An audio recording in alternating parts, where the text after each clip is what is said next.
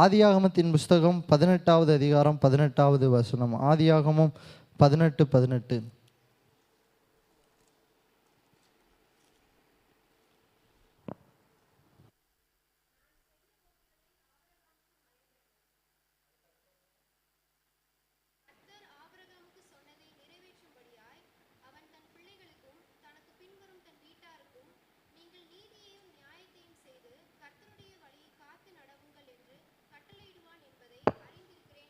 அல்லேலூயா.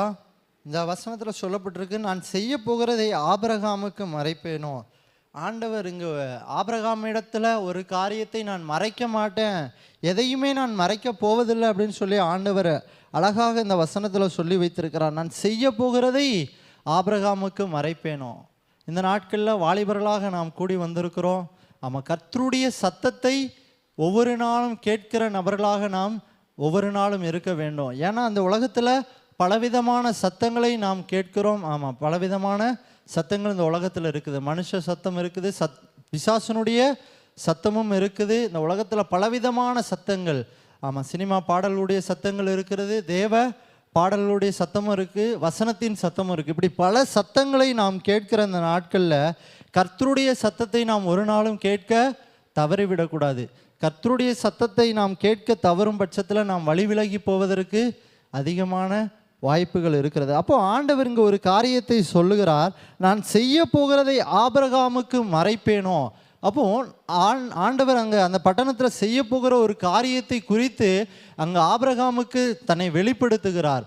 யாரிடத்துல ஆண்டவர் வெளிப்படுத்துவார் அப்படின்னு சொல்லி பார்த்தோம்னா, அதுக்கு கீழே உள்ள வசனத்தில் ஆண்டவர் சொல்கிறாரு, கர்த்தர் ஆபிரகாமுக்கு சொன்னதை நிறைவேற்றும்படியாய் அவன் தன் பிள்ளைகளுக்கும் தனக்கு பின்வரும் தன் வீட்டாருக்கும் நீங்கள் நீதியையும் நியாயத்தையும் செய்து கர்த்தருடைய வழியை காத்து நடவுங்கள் என்று கட்டளையிடுவான் என்பதை அறிந்திருக்கிறேன்.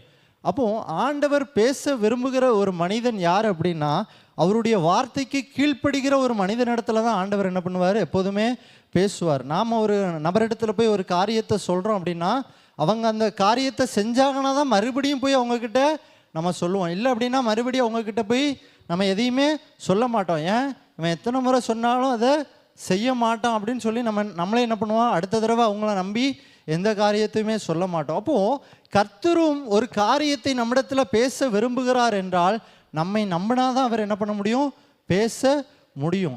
சில நேரங்களில் ஆண்டவர் வந்து நம்மை நம்பி பேசி இருப்பார், நம்ம என்ன பண்ணியிருப்போம், அந்த சத்தத்துக்கு ஒருவேளை கீழ்ப்படியாமல் போயிருக்கிற பட்சத்தில் மறுபடியும் ஆண்டவர் என்ன பண்ண முடியாது, நம்மளை நம்பி அநேக நேரங்களில் பேச முடியாது. ஆனால் இங்கே ஆண்டவர் ஆபிரகாமை குறித்து சொல்லுகிறார், அவன் நான் சொன்னதை நிறைவேற்றும்படியாய் தன் பிள்ளைகளுக்கும் தனக்கு பின்வரும் தன் வீட்டாருக்கும் நீதியையும் நியாயத்தையும் செய்து கர்த்தருடைய வழியை காத்து நடவுங்கள் என்று கட்டளையிடுவான் என்பதை நான் அறிந்திருக்கிறேன். ஆண்டவர் சொல்கிறாரு, ஆபிரகாம் கீழ்ப்படிவான், அவன் கீழ்ப்படுகிறது மாத்திரமில்லை, அநேகரை கர்த்தருடைய வசனத்துக்கு நேராக அவன் நடத்துவான்னு சொல்லி ஆண்டவர் அறிந்திருக்கிறேன்னு சொன்னார்.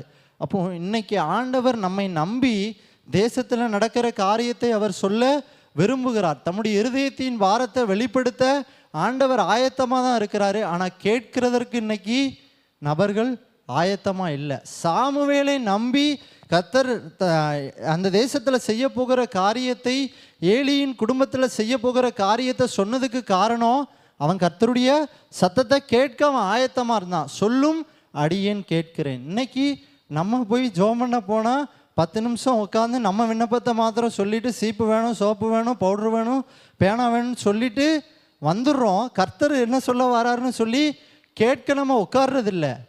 ஆக்சுவலாக ஜெபம் என்பது ஒரு வழி பாதை அல்ல, நம்ம எல்லாருக்கும் தெரிஞ்சது தான். நம்ம கேட்காத சத்தியம் கிடையாது, நம்ம போதகர் சொல்லி கொடுக்காத காரியங்கள் எல்லாம் அல்ல, எல்லாம் தெரியும், இருந்தாலும் அதை ஞாபகப்படுத்துகிறார். அப்போது ஜெபம் என்பது நாம் போய் ஆண்டவருடைய சமூகத்தில் நம்முடைய விண்ணப்பங்களை தெரியப்படுத்துறது தப்பில்லை. அதே நேரத்தில் ஆண்டவர் சொல்ல விரும்புகிற காரியங்களை நம்ம என்ன பண்ணணும், காது கொடுத்து கேட்கணும். நம்ம போய் உட்கார்ந்தா தான் ஆண்டவர் பேச ஆரம்பிப்பார். நம்ம பாட்டுக்கு போய் ஜெபம் பண்ணிவிட்டு நம்முடைய விண்ணப்பத்தை மட்டும் சொல்லிவிட்டு ஆமாம் வந்துடக்கூடாது. அந்த இடத்துல கொஞ்ச நேரம் உட்கார்ந்து ஆண்டவர் சொல்லுகிறதையும் நம்ம கேட்கணும். ஒரு ஃபோன் பேசுகிறோம் அப்படின்னா நம்ம பாட்டுக்கு பேசிக்கிட்டே இருந்து எதிரில் உள்ளவங்கள பேச விடாமல் இருந்தால் ஆமாம் அவங்க என்ன பண்ணுவாங்க, ஃபோனை கட் பண்ணிவிட்டு ஆமாம் அவங்க பாட்டுக்கு போயிடுவாங்க. நம்ம பாட்டுக்கு லூஸ் மாதிரி தனியாக பேசிக்கிட்டே இருக்க வேண்டியது. அப்போது நம்ம பேசுகிற நாமும் ஆண்டவரிடத்துல பேசணும். கர்த்தர் பேச வருகிற காரியத்தையும் நம்ம என்ன பண்ணணும், அமர்ந்து தேவ சமூகத்தில் அமைதியாக காத்திருந்து அதை கேட்கிற அப்படிப்பட்ட ஒரு ஜெப அனுபவத்துக்குள்ளாக நாம் கடந்து வரணும். ஆமாம், யோசுவா என்னும் வாலிபன் ஆசரிப்பு கூடாரத்தை விட்டு பிரியாதிருந்தான்னு வேதம் சொல்லுது. அப்போ நாம் தேவ சமூகத்தில் அதிகமாக நாம் காத்திருக்கும் போது அவருடைய சத்தத்தை நம்ம என்ன பண்ண முடியும், கேட்க முடியும். காதுள்ளவன் கேட்க கடவன். கேட்கிறவங்களுக்கு தான் ஆண்டவர் பேச முடியும். நம்ம கேட்காத பட்சத்தில் ஆண்டவர் தன்னுடைய இருதயத்தை வெளிப்படுத்த முடியாது. இன்றைக்காவது நான் சொல்ல விரும்புகிற காரியத்தை சொல்லிடலான்னு சொல்லி ஆண்டவர் பக்கத்தில் வந்து நிற்பார். நம்ம அதுக்குள்ளே எந்திரிச்சு போயிட்டோம் அப்படின்னா தேவ சத்தத்தை என்ன முடியாது, கேட்க முடியாது. அதனால் இந்த நாட்கள் அதிகமாய் தேவ சத்தத்தை கேட்கிற நபர்களை ஆண்டவர் இன்றைக்கு தேடிக்கொண்டிருக்கிறார். இன்றைக்கு நாம் தேவ சத்தத்தை கேட்கிற ஒரு சாமுவேலாக, ஒரு ஆபிரகாமாக இருப்போம் என்றால் நிச்சயமாய் கர்த்தர் தம்முடைய இருதயத்தின் பாரத்தை அவர் நமக்கும் வெளிப்படுத்துவார். இன்னைக்கு அதிக நேரம் சில நேரங்களில் ஆண்டவர் வெளிப்படுத்துகிறாரு, ஆனால் நம்ம அதுக்கு என்ன பண்ணுறதில்ல, கீழ்ப்படுகிறதில்ல. சில நேரங்களில் ஆமாம், நம்ம ஆண்டவர் ஜெபம் பண்ண எழுப்பி விடுவார், ஆனால் நம்ம என்ன பண்ண மாட்டோம், எந்திக்க மாட்டோம். ஆமாம், சரி ஆண்டவரே, ஆமாம் டைம் கம்மியாக தான் ஆகுது, நான் இன்னும் கொஞ்சம் நேரம் தூங்கிட்டு அப்புறமா எந்திரிச்சு ஜெபம் பண்ணுறோன்னு படுத்துட்டோன்னு ஆண்டவர் சொல்ல வர்ற காரியத்தை நாம் கேட்க முடியாது. ஆண்டவர் தூங்கின சாமுவேலை தான் என்ன பண்ணார், எழுப்பினார். அவன் முழிச்சுக்கிட்டு இருக்கும்போது கூட போய் ஆண்டவர் சொல்லலை, சாமுவேல் போய் படுத்திருக்கிறான். அந்த நேரத்தில் தான் ஆண்டவர் எழுப்பி தன்னுடைய தரிசனத்தை சாமுவேலுக்கு சொன்னார். இன்றைக்கும் அநேக நேரங்களில் நாம் விழிப்பாக இருக்கிற கிருபையை கர்த்தர் நமக்கு தருவாராக. கர்த்தர் ஏதோ ஒரு காரியத்தை நம்மிடத்தில் பேசுகிறாரு அப்படின்னா அதுக்கு உடனே என்ன பண்ணணும், செவி சாய்க்கிற ஒரு நல்ல இருதயம் நமக்கு வேணும். கீழ்ப்படியும் போது தான் கர்த்தர் அடுத்த முறையும் தன்னுடைய திட்டத்தை, தன்னுடைய தரிசனத்தை நம்மிடத்துல சொல்ல விரும்புகிற காரியத்தை கர்த்தர் சொல்ல முடியும். இந்த ஆபிரகாமை கர்த்தர் நம்பி பேசினார். காரணம், அவன் அதற்கு கீழ்ப்படிவான்னு சொல்லி கர்த்தர் அறிந்திருந்தார். ஈசாக்கை போய் பலியிடுப்பான்னு ஆண்டவர் சொன்னபோது அப்படியே ஆபிரகாம் என்ன பண்ணார், கீழ்ப்படிஞ்சார். சாராள் இடத்துல போய் எதுவுமே அவர் டிஸ்கஸ் பண்ணலை, வேற யார் இடத்துலையும் போய் அவர் கேட்கல. ஆண்டவர் சொல்லிட்டாரு, என் ஆண்டவர் சொன்னால் அவருக்காக என் பிள்ளை, ஆமாம் பல வருஷமாக இது அவமாக இருந்து பெத்தெடுத்த பிள்ளையாக இருந்தாலும் என் தேவனுக்காக நான் பலியிடுவேன்னு சொல்லி அவர் கீழ்ப்படிந்த அந்த ஒரு சொல்லி நிமித்தமாக கர்த்தர் ஆபிரகாமை நம்பினார். இன்றைக்கு உங்களையும் என்னையும் கர்த்தர் நம்ப ஆயத்தமாக இருக்கிறார். நாம் அவருடைய வார்த்தைக்கு கீழ்ப்படிந்து நடக்கிறவர்களாக இருப்போம்னா நிச்சயமாக சொல்கிறேன், நம்மை நம்பி கர்த்தர் வைத்திருக்கிற திட்டங்கள் பெரியது, நம்மை நம்பி கர்த்தர் வைத்திருக்கிற தரிசனங்கள் பெரியது. தேசத்தில் நடக்கிற காரியத்தை கூட கர்த்தர் நமக்கு வெளிப்படுத்துவார், நிச்சயமாக வெளிப்படுத்துவார். யாருக்கு, தேவ சத்தத்தை கேட்கிறவர்களுக்கு கர்த்தர் வெளிப்படுத்துவார். இதோ சொல்லும் அடியேன் நான் கேட்கிறேன்னு சாமுவேல் சொன்ன மாத்திரத்தில் கர்த்தர் தன்னுடைய திட்டத்தை சாமுவேலுக்கு வெளிப்படுத்தினார், ஆபிரகாமுக்கு கர்த்தர் வெளிப்படுத்தினார். இன்றைக்கு நாமும் தேவ சத்தத்தை கேட்கிற ஒரு அனுபவத்திற்கு நேராக கடந்து வரணும். அதிகமாய் ஜபிக்கிற அதே நேரத்தில் அதிகமாய் நாம் வேதத்தை அதிகமாய் வாசிக்கும் பொழுது கர்த்தருடைய சத்தத்தை நம்ம கேட்க முடியும். ஜபத்தில் நம்ம கொஞ்ச நேரம் அமர்ந்திருந்து தேவ சத்தத்தை கேட்கணும். அதே நேரத்தில் வேதத்தை வாசிக்கும் பொழுது கர்த்தருடைய சத்தத்தை அவர் நமக்கு விளங்க செய்கிறார். அதனால் அதிகமாக இந்த நாட்களில் தேவ சத்தத்தை நாம் கேட்கணும். ரெண்டாவது, அவர் என்ன சொன்னாலும் அப்படியே அதற்கு கீழ்ப்படுகிற ஒரு நபர்களாக நாம் இருக்கும்போது நிச்சயமாக கர்த்தர் அந்த திட்டத்தை நமக்கு அவர் வெளிப்படுத்த அவர் உண்மையுள்ள தேவனாக இருக்கிறார். நான் செய்ய போகிறதை ஆபிரகாமுக்கு மறைப்பேனோ, ஏதோ பெரிய பெரிய ஊழியக்காரங்களுக்கு மாத்திரம்தான் கர்த்தர் தீர்க்க தரிசன வரங்களை கொடுத்து பயன்படுத்துவார் என்பதல்ல. ரட்சிக்கப்பட்ட ஒவ்வொரு தேவ பிள்ளைகளுக்கும் தன்னுடைய திட்டத்தை அவர் வெளிப்படுத்த அவர் உண்மையுள்ளவராக இருக்கிறார். தன்னுடைய தரிசனத்தை அவர் வெளிப்படுத்த உண்மையுள்ளவராக இருக்கிறார். வேதத்தில் பார்க்கிறோம், அநேக நபர்கள் வாலிப வயதில் தான் கர்த்தர் அநேக நபர்களுக்கு தீர்க்க தரிசனங்களை கொடுத்தார், சொப்பனங்களை கொடுத்தாரு, தன்னுடைய திட்டத்தை வெளிப்படுத்தினார். யோசேப்பு ஒரு வாலிபனாக இருக்கும் போதே அவன் தீர்க்க தரிசனம்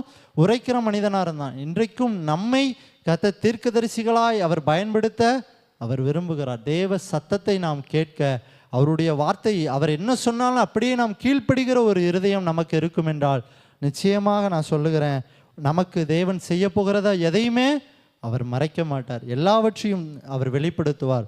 ஒரு நண்பர்கள் இருக்கிறாங்க அப்படின்னா 2 நண்பர்களுக்குள்ள எந்த ஒளிவு மறைவுமே இருக்காது. பெற்றோர்களுக்கு கூட தெரியாத காரியம் யாருக்கு தான் தெரியும், ஃப்ரெண்ட்ஸுக்கு தான் தெரியும். ஏன்னா அவங்க க்ளோஸ் ஃப்ரெண்ட்ஸ், அந்தளவு ஆமாம் அவங்க க்ளோஸாக இருப்பாங்க. அப்போது தேவனும் நாமும் நெருங்கிய நண்பர்களாக இருப்போம் என்றால் நிச்சயமாய் அவருடைய இருதயத்தை நமக்கு வெளிப்படுத்துவார். நெருங்கிய நண்பர்கள் என்ன பண்ணுவாங்க, மணிக்கணக்காக பேசுவாங்க. அவங்க பேசி முடித்தோன்னே ஒன்று சொல்லுவாங்க. என்ன சொல்லுவாங்க, நண்பர்கள்லாம் பேசி முடிச்சுட்டு மொபைல்லையோ நேர்லையோ நேரம் போனதே தெரியலை, அவ்வளவு நேரம் பேசிட்டோம். ஆமாம், சில பேர் அப்படி இல்லை.